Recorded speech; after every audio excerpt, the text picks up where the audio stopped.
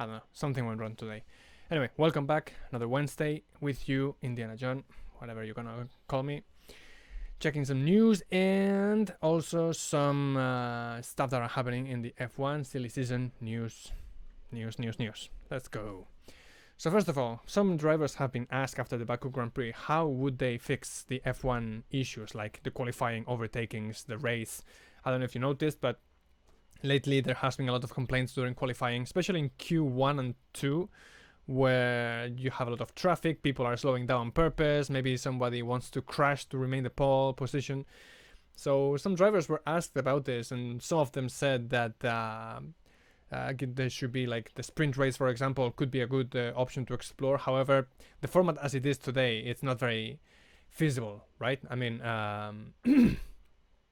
you have this pole position on Friday, then you have to do the race on Saturday, and according to that you have to race on Sunday. But of course, like, you have a lot to lose on the sprint race, so there's no risk, there's no chances taken. So drivers said, some of like the ones that were asked, like for example Carlos Sainz, said that perhaps if you take the sprint race out of the weekend purpose, still giving points, but if you don't count it for anything, like for example they would do it kind of like in F2, but in F2 it counts. It's like if it's separating, like two races on the weekend, the sprint race and the other race.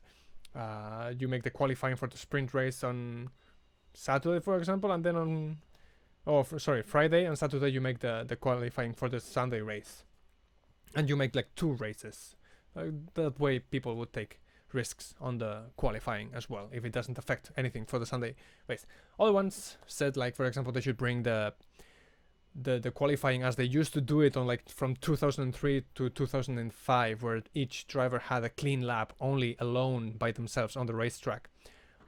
This is good as well, could fix the traffic issue. However, the people who go last have a better chance of getting, because there will be more rubber placed on the racetrack, right?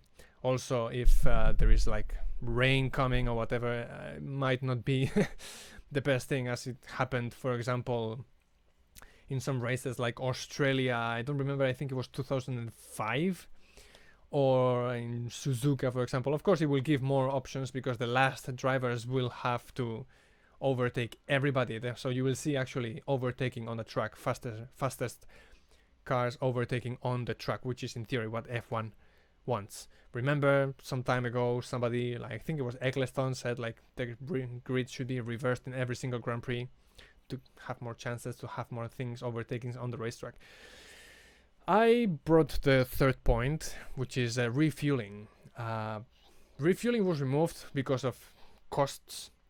It was kind of expensive to bring all the equipment and everything to the races, and there was some kind of danger, even though not very dangerous, and because people wanted to see overtaking on the track as it used to be in the 90s and before, where there was no refueling. Yes, but on the other hand, you take away all the fun that could be left on a racetrack during the Grand Prix, right? I mean, the fastest cars, if nothing goes wrong, will qualify in front, and the slowest cars will go slowly ahead. I mean, behind all of them. So in a Grand Prix weekend, you will see Ferraris and Red Bulls overtaking nobody because they're already at the front. The Mercedes will be lost on their own ground, and the rest of the cars will have to overtake during the Grand Prix. But in racetracks like, for example, Monaco or Hungary or Spain, where overtaking is already really difficult, nothing is going to happen. They will be stuck behind each other. So refueling could actually see different strategies, people going longer, people going faster, people going... I already spoke about this in the video yesterday. This, for me, it's a thing that should be brought back to the F1, seeing different people going to different lengths, changing strategies during the race, for me. But I don't know, F1 apparently doesn't think the same way. Anyway, the porpoising thing, FIA should take action or not. Some drivers are saying that there are some back pains, neck pains, they feel legs, vision difficulties because of the porpoising. For this to change, 8 of the 10 teams must agree on changing the regulation mid-season, which so far there are more than 2 that apparently do not agree. Red Bull is one of them, Alpine is another one, and I'm guessing perhaps Alfa Romeo, which doesn't look like they have a lot of porpoising either, are kind of against it.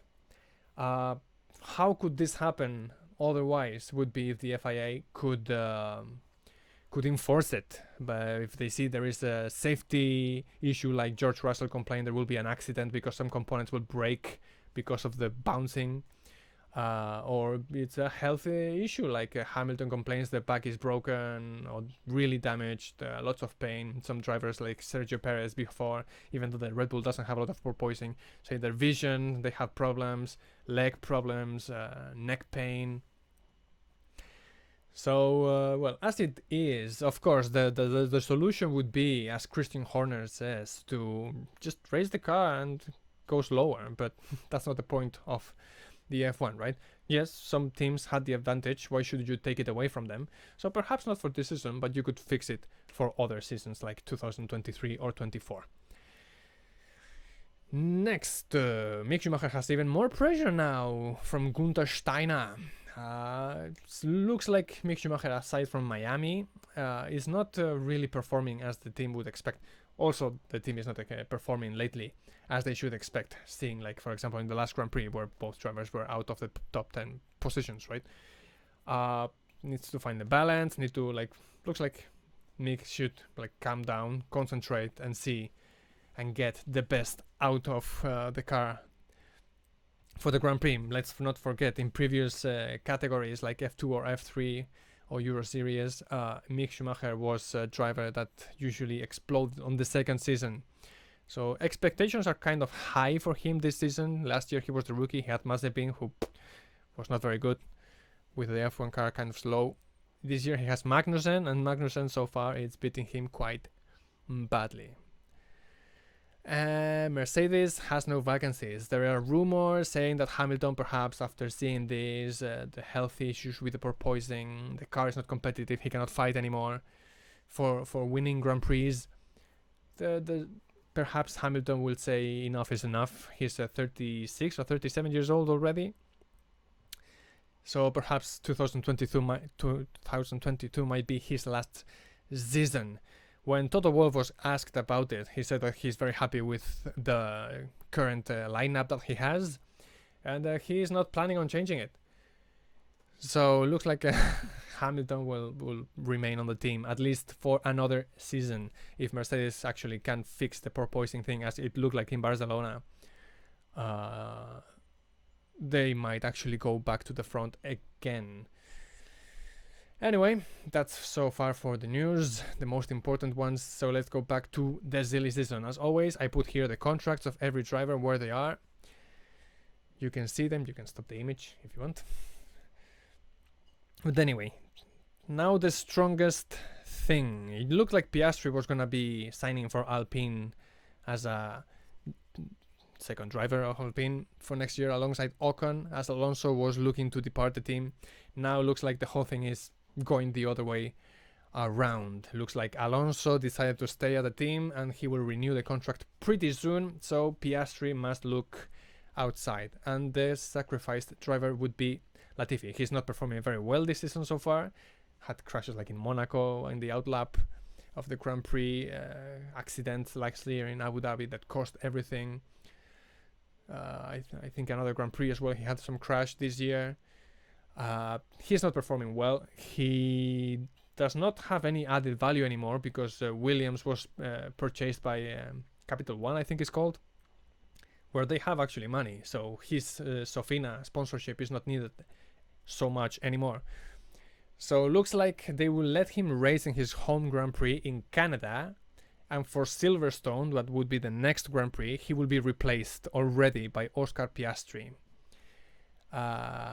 This could be a move also that Williams would be changing for Renault engines quite soon, even though there is rumors that he would be opting for Audi. A change of engines now would not make a lot of sense.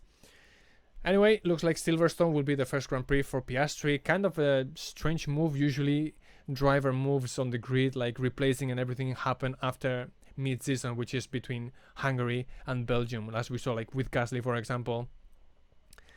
and other drivers before, much before that.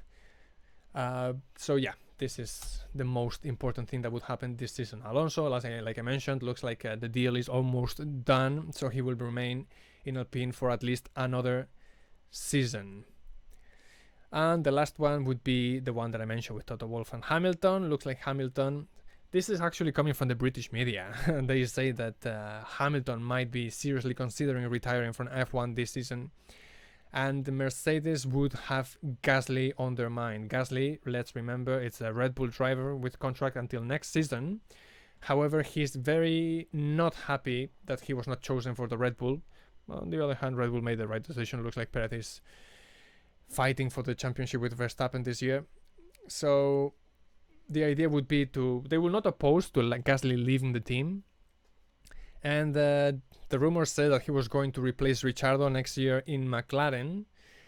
However, from England, they say that Gasly would be the chosen driver to replace Hamilton should he decide to retire. So looks like Gasly actually has some market options in case something happen. If not, he still has a contract with AlphaTauri for next year, so there he would be. Let's not forget that he could unchain some reactions on the driver market. If he leaves AlphaTauri, probably Albon would be going back to AlphaTauri, and Nick De Vries would be going to Williams in his place.